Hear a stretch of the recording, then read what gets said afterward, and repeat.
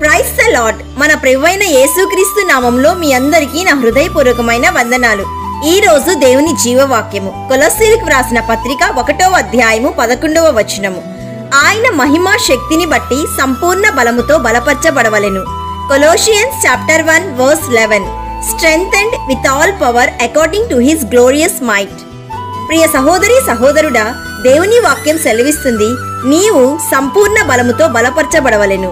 సంపూర్ణ బలము అంటే పూర్ణమైన ఓర్పుతో ఉండడం, పూర్ణమైన దీర్ఘశాంతముతో ఉండడం. ఇలాంటి వాళ్ళనే పవర్ఫుల్ పీపుల్ అని అంటారు. ఎప్పుడైతే నీవు మనుషుల ద్వారా వచ్చే ఆపదలను బట్టి, మాటలను బట్టి, హింసను బట్టి పూర్ణమైన ఓర్పుతోనూ దీర్ఘశాంతముతోనూ ఉంటావో అప్పుడు నీలో సంపూర్ణ శక్తి ఉన్నట్లే. అయితే ఇలా ఉండడం చాలా కష్టం. అంత సంపూర్ణ బలము ఎటువంటి మనుష్యుల్లో ఉండదు.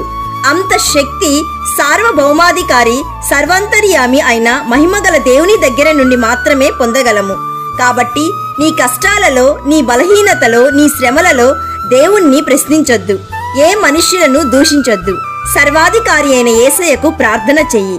ఆయన మహిమా శక్తిని బట్టి నీవు సంపూర్ణ బలముతో బలపరచబడతావు. So my dear friend, be strong in the Lord and in the strength of his might. కాబట్టి ప్రియ సహోదరి సహోదరుడా, నీవు బలముతోనూ శక్తితోనూ సామర్థ్యంతోనూ జీవించాలని యేసయ్య కోరుకుంటున్నాడు. ప్రార్థన చేసుకుందాం, ఏకీభవించండి. యేసయ్య, ఈ రోజు మాకిచ్చిన వాగ్దానాన్ని బట్టి నేను స్తుతిస్తున్నాము. తండ్రి, మాలో ఎటువంటి శక్తి లేదు. మా జీవితంలో వచ్చే ప్రతి ఆశీర్వాదం నీ కృప. మా బలహీనతల్లో మమ్మల్ని బలపరచు దేవుడవు నీవు మాత్రమే. ఈ రోజు జీవవాక్యం వింటున్న ప్రతి ఒక్కరిని నీ యొక్క సంపూర్ణ బలముతో నింపమని రాజాది రాజు, ప్రభువులకు ప్రభు అయిన యేసయ్య నామంలో అడుగుచున్నాము తండ్రి. ఆమెన్. God bless you.